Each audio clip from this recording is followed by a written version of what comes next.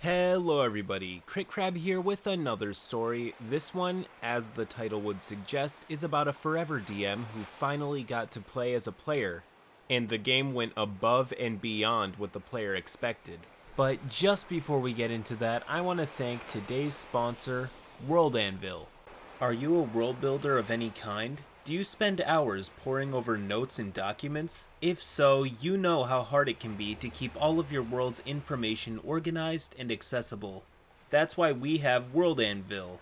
World Anvil is the ultimate tool for any and all world builders from authors to GMs. World Anvil is a fun, user-friendly tool that allows for all of your would-be scattered notes and documents and keeps them neat, tidy, and accessible. In World Anvil, you can keep track of your world's rich lore and history using timelines and calendars. You can turn your normal imported map into an interactive map using map pins, keep tabs on all of your plots and NPCs, and so much more. World Anvil has everything you need to create and manage your ever-growing and evolving world from start to finish in one user-friendly space. But most important of all, it was designed to be completely crab accessible. So much so that if you use the code CritCrab, you can get 25% off of any 12-month membership. So after this video, please do go down in the description and check it out. Role post. I am my group's forever DM. Our core group has been gaming together for more than a decade.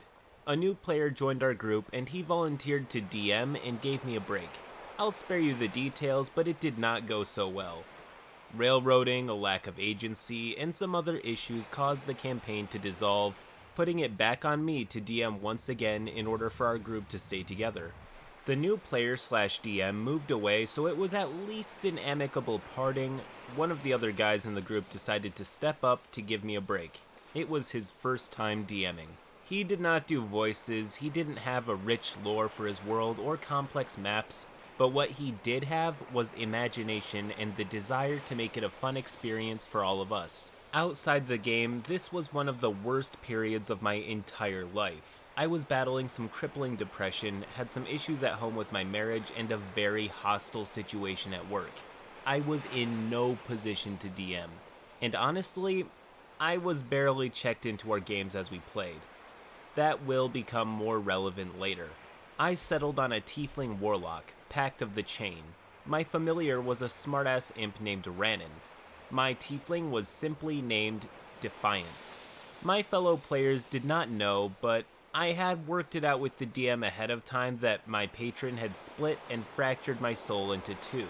Defiance was very vanilla and boring, but Rannin, the imp familiar, was full of life, vivacious, witty, and had a steady stream of insults always at the ready. In a way, it was very much an emulation of my real-world situation.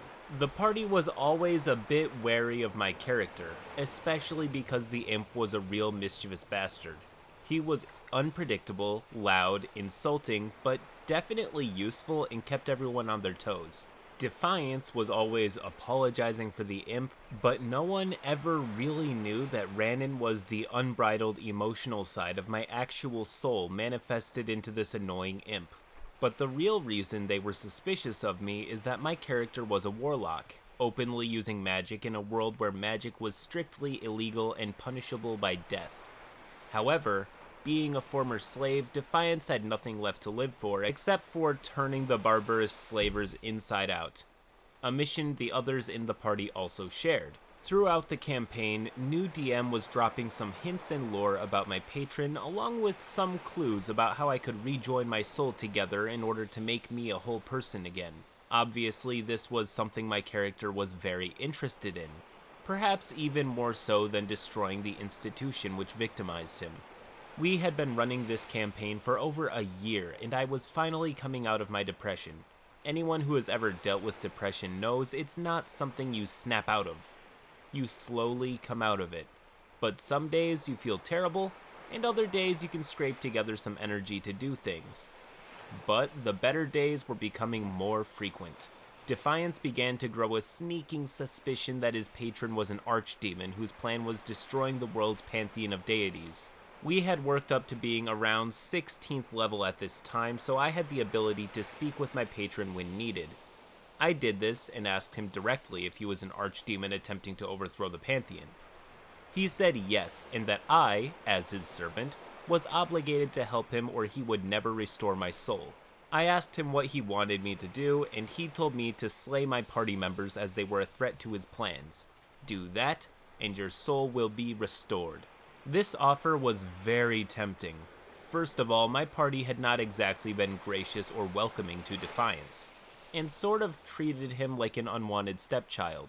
They slowly learned about his soul fracture, and any time I was interested in pursuing a means to restore my soul, they always had more important things to do. After giving it some serious thought, Defiance told his patron to get fucked. He reasoned that his patron's gifts were not benevolent, but powerful enough to enslave him and others, making him actually worse than the slavers on the material plane who took his agency. The archdemon pulled a shimmering silver string from my soul and severed it, as the DM put it, cutting me off from all of my arcane power he once gifted me. I was now simply a level 16 peasant. The following day, my group was gearing up to traverse to a holy temple where they believed they could open a portal to the astral plane in order to prevent the archdemon from exacting his plan. And, dressed in plain clothes, with no imp by my side, I broke the news that I was not going to be able to accompany them. They asked why not, and I explained to them what happened. The reaction was genuine as the DM and I roleplayed the interaction with my patron privately. The party was moved by my sacrifice, and understood the implications of me foregoing the possibility of having my soul restored by refusing to kill them in their sleep. My best friend in real life is a dude named Will. People could live 10 lifetimes and still never have as true of a friend as this guy. He is the most patient, most forgiving, most ethical, and most genuine person I have ever met. His character was a half-orc barbarian named Aand, who was unflinchingly brave, strong, and principled. The entire campaign, Aand did not care for Defiance and certainly did not trust him. But Aand witnessed what had transpired and how it all went down, and he was moved nearly to tears. "The Holy Temple can wait," Aand proclaimed to the group.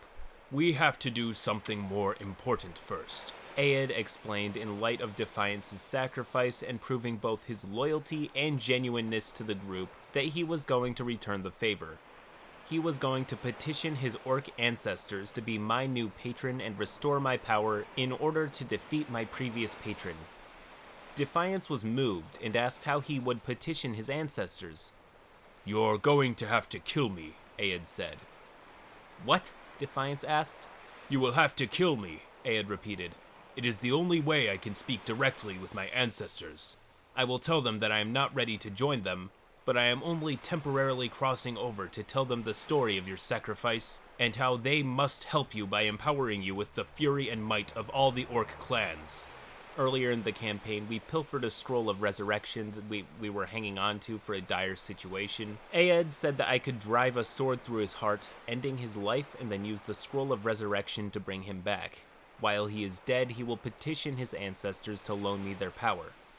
Our group plays with a few optional rules, and one of them is Matt Mercer's rule that when performing a resurrection, you roll a d20, and on a nat 1, the spell fails and the character is permanently dead. So my best friend Will was willing to put his level 16 character on the line for me. In-game, Aand also knew that there was a chance resurrection would not work, and so the risk was small, but real. Defiance said that he was not comfortable with the arrangement and could not ask Aand to do it. Aand insisted that it was not my decision but his own, so we went through with it. I plunged a dagger into his heart, ending his life. Will and the DM roleplayed his discussion with his ancestors, and it was very moving as a player to listen to. When it was completed, we cast Resurrection, and the roll was a 12. Aand was returned. "We are now brothers," he said in-game. Later that night, the orc ancestors visited me, filling me with their power and transforming me at once to a level 16 Hexblade Warlock. It was a complete and total transformation. Strictly speaking, patrons of the Shadowfell have to sponsor Hexblades, but new DM was loving the progression so much he allowed the bending of the rules. Fast forward a few adventures and we all hit level 20. We were in the astral plane, marching upwards towards the temple of the gods, fighting hordes of lesser demons along the way. Defiance was frightening as a hexblade. I spec'd him for pure combat as he was now a tiefling on a mission, hell-bent, no pun intended, on destroying his treacherous former patron. We finally meet. Our group is tired from fighting our way through his minions, but here we are. The final fight of the campaign, and it was a slog. It had been going for over 2 hours in actual time, and everyone was tired in-game and out. Almost all of our spell slots had been spent, 2 of our party members were down, including Aand, and we were all running low on hit points. Even though it's a 4th edition mechanic, we also have a house rule of announcing when a character is bloodied, meaning half of their hit points are gone. New DM had announced the Archdemon to be bloodied at 375 hit points, so we knew he had 750 and we were very close. I had 1 first level spell slot remaining, and only about 11 hit points. I had the Archdemon marked with my Hex Curse and knew I could end him with a critical hit, so I used my first level slot to cast Misty Step 30 feet above his head. I plunged downward and rolled the dice. 19. A crit because of the Hex Curse. I drove the blade through my former patron's head. "I'll be taking my soul back now," I whispered in his ear as I twisted the blade into his skull, dropping him dead. I stood, covered in the blood of my fallen former patron, with my soul restored, both in-game and out. In real life, it was a very cathartic moment for me. It was poetic and unplanned. It came down to the wire, but it was also restorative. From an allegorical perspective, I had been enslaved in real life. I had been a victim to some very unfortunate circumstances both in my marriage and in my job. Depression really had torn my soul apart. My best friend Will helped carry me through it. He was always there for me, always willing to help, always willing to talk, and in a lot of ways actually saved my life. I've only told a few people this story, and from my group, only new DM and Will knew how profound this whole experience was for me. I'm pleased to report things are much better now. My wife and I worked things out, and the situation at home is the best it's been in years. I was able to extricate myself from an abusive work situation and get some help in therapy. I'm actually DMing a campaign for our group now, and it's going well. I don't want this to sound too sappy, but it's the truth. The experience was a good lesson for me. No matter what the world is doing to you, fight back. Don't let the demons destroy you. With whatever you can and however you can, don't give up. Slay those demons and take your soul back. End post. Wow, this is just amazing. I love hearing about great and completely unplanned moments in TRPGs because they are usually the best ones. Stories that neither the players nor the DM could have ever come up with on their own, so they trusted each other and built a crazy cool story together. I'm also very glad that OP had someone like Will to lean on throughout. True friends like them are really hard to come by. So after this video, do not hesitate to show your appreciation for your friends by spamming them with crab emojis. It's just about the kindest thing you could do for someone. Anyways, to get back on topic, this really does go to show all of you beginner DMs out there that you don't need to know all of the rules or be a critically acclaimed voice actor or world builder to be a good game master. GMing is a skill that's easy to build partly because of how connected it is to other real-life skills like improv, general knowledge, people skills, and so on. If you feel inspired to GM or DM, just do it. It's really fun, and you'll only get better over time. Oh yeah, and your friends will love you for it, trust me. So, if there are any key takeaways to get from this story, they are: don't be afraid to GM just because of inexperience, and if you are a GM, let the players take creative control sometimes. And most importantly, spam your friends with crab emojis. That said, I believe this story belongs in a place that I like to call Deep Glory, because this story was so great and amazing that it helped improve the real life of the OP who experienced it. Anyways, let's wrap up this video with a question from our subreddit. If your DM has an NPC that immediately attacks and threatens and tries to kill anybody who doesn't shake his hand, is that considered illogical? The context is that the shop owner is in a very snowy town, and typically people living in this town are built very strong due to their trade. Is it logical for any of the shopkeepers to put a dagger to your throat for not shaking their hand? I don't think I'm exactly going against the grain when I say that that sounds really weird. In my personal experience, threatening customers tends to be bad for business. But to answer your question, yes, it can make sense, but there's a catch. The only way to make this scenario make sense is to think about it like a criminally insane person who won't own a store for much longer. Anyways, if you enjoyed this video, please do leave a like and subscribe to the channel for more stories just like this one. Till next time.